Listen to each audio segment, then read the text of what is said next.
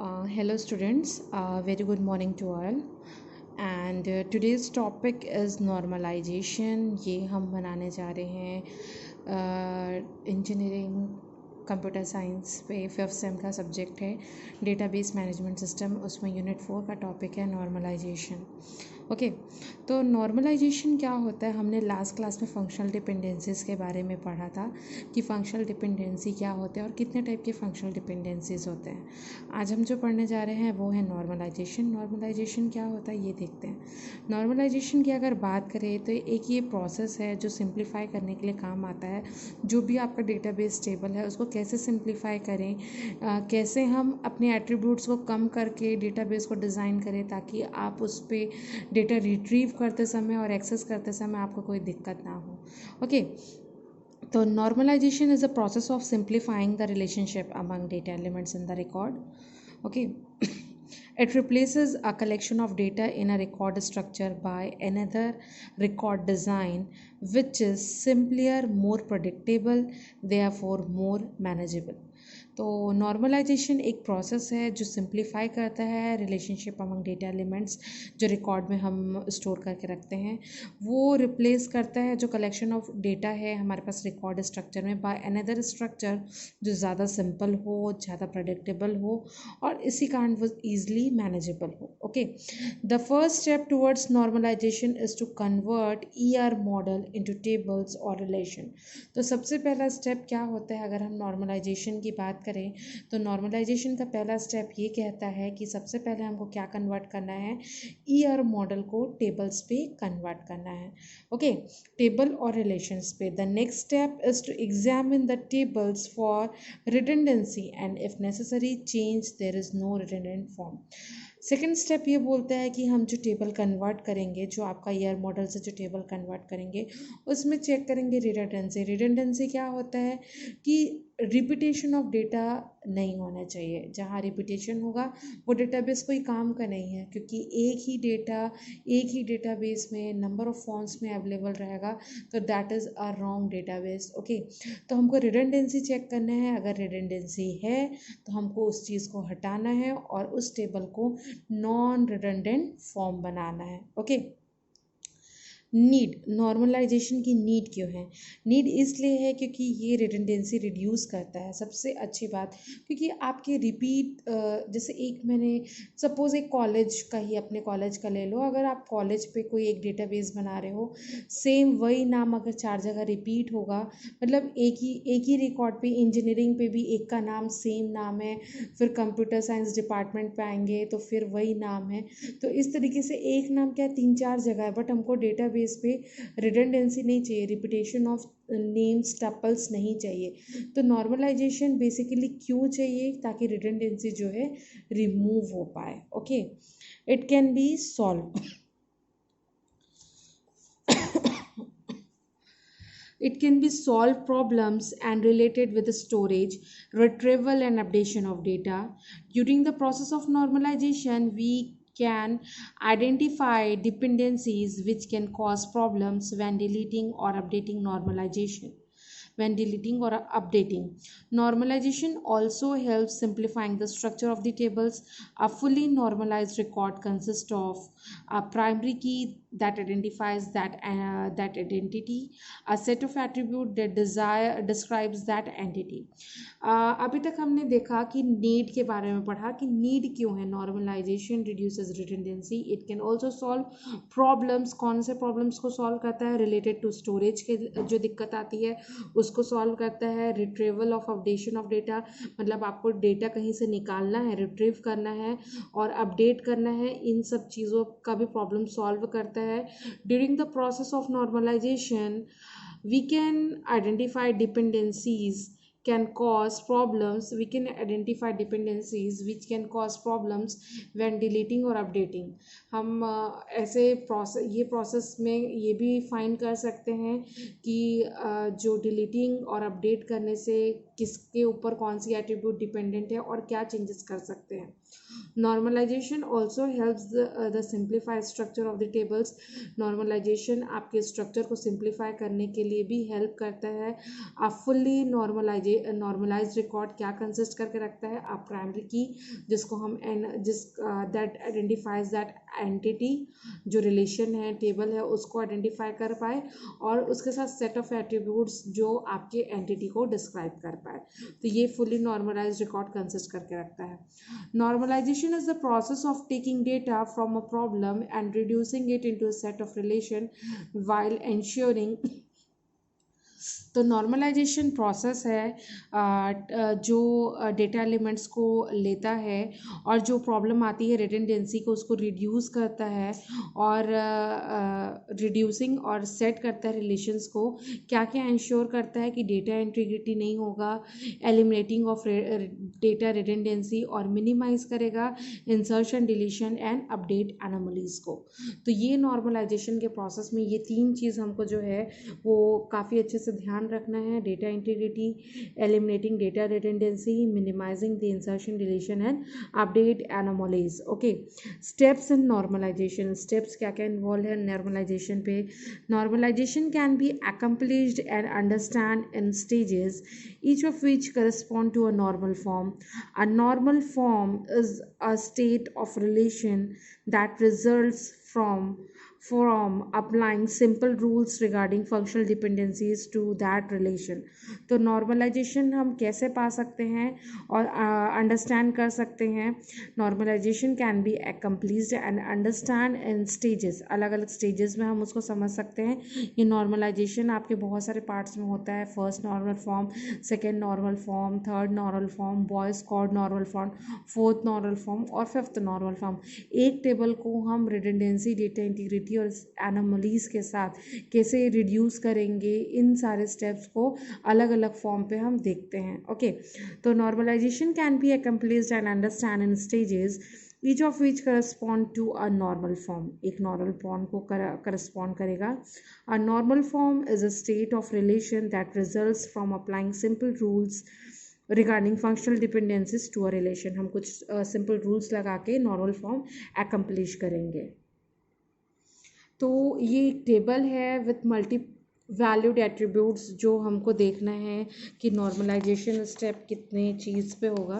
ये सारी चीज़ें हैं, एक टेबल है मल्टी वैल्यूड एट्रीब्यूट्स के साथ। तो सबसे पहले हमारे पास एक टेबल रहेगा जो ER मॉडल से हम टेबल पे कन्वर्ट करेंगे, वो कंसिस्ट करेगा मल्टी वैल्यूड एट्रीब्यूट्स के साथ। तो फर्स्ट नॉर्मल फॉर्म, हम बहुत सारे स्टेजेस हैं नॉर्मल फॉर्म के, मैंने बताया आपको फिफ्थ नॉर्मल फॉर्म तक का चलेगा।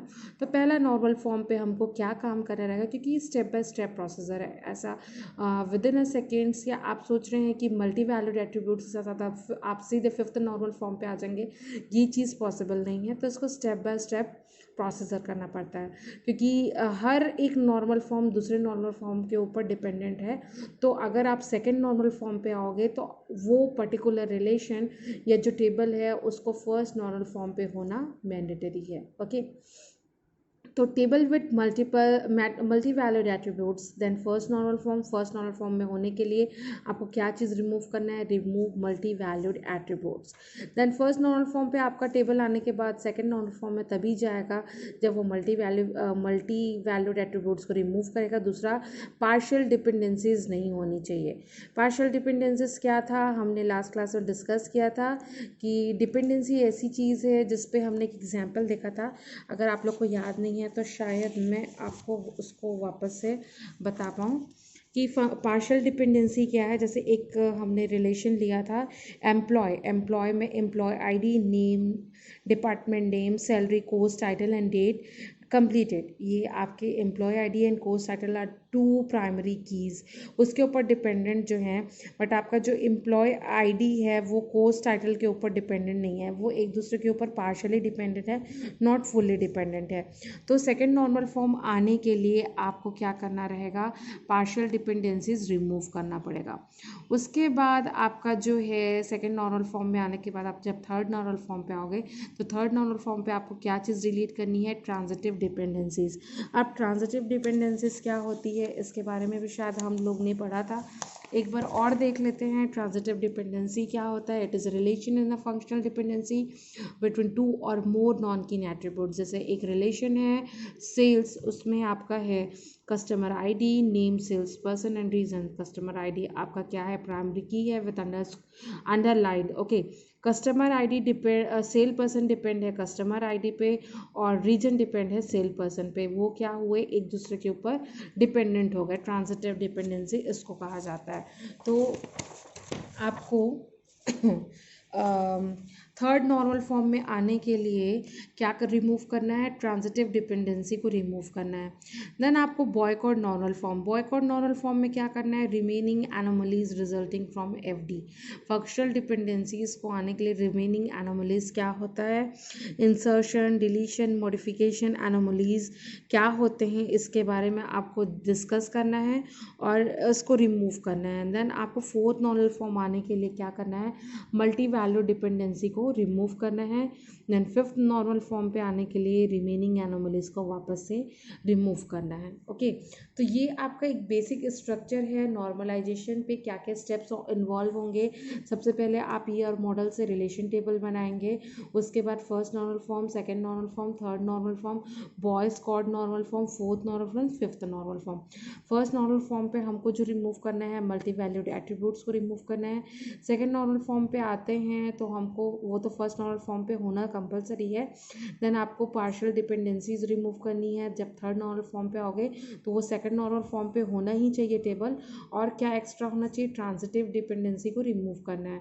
देन बॉयज को नॉर्मल फॉर्म में आने के लिए थर्ड नॉर्मल फॉर्म में होना कंपलसरी है और रिमेनिंग एनोमलीज रिजल्टिंग जो फंक्शनल डिपेंडेंसी की है उसको रिमूव करना है। देन फोर्थ नॉर्मल फॉर्म पे मल्टी वैल्यूड डिपेंडेंसी रिमूव करना है और फिफ्थ नॉर्मल फॉर्म में अगर आएंगे तो वो फोर्थ नॉर्मल फॉर्म पे होना ही चाहिए और रिमेनिंग एनोमलीज को वापस से हम क्या करते हैं, रिमूव करते हैं। ओके, आपका एक कोई क्या बोलते हैं असाइनमेंट है कि आप insertion, deletion and modification anomalies क्या होता है इसके बारे में डिस्कस करेंगे और why they are considered bad and illustrate with examples. Okay, अब आते हैं first normal form. A relation is in first normal form if there is a no multi-valued attributes, every entry of the relation have at most a single value only. Consider an example: course, faculty, department, professor, course department. Okay, अब यहाँ पे faculty department, professor, course department, chemistry का professor का नाम whatever it is written here. Course आपके दो हैं, कौन कौन से डिपार्टमेंट में है, कंप्यूटर साइंस एंड मैथमेटिक्स, तो दोनों का कोर्स अलग है।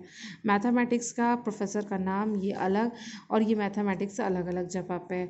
तो ये आपका एक रिलेशन बन गया। तो हमको फर्स्ट नॉर्मल फॉर्म पे कब आएगा आपका relation, if there is a no multi valued attributes, each entry of the relation has each entry of the relation has at most a single value only. Okay, single value। यहाँ पे देखो आप क्या करना है, तो in this course relation a professor is assigned to given department is repeated for a number of times। एक professor number of times पर रिपीट हो रहा है ना, number of times. This replication leads to some update anomalies. इस जो दिक्कत है उसको कुछ एनोमलीज की ज़रूरत है, अपडेट एनोमलीज की। तो पहला है इंसर्शन एनोमली। इंसर्शन एनोमली क्या है, if you introduce a new faculty department called physics but it has no professor so we can't insert it. Okay,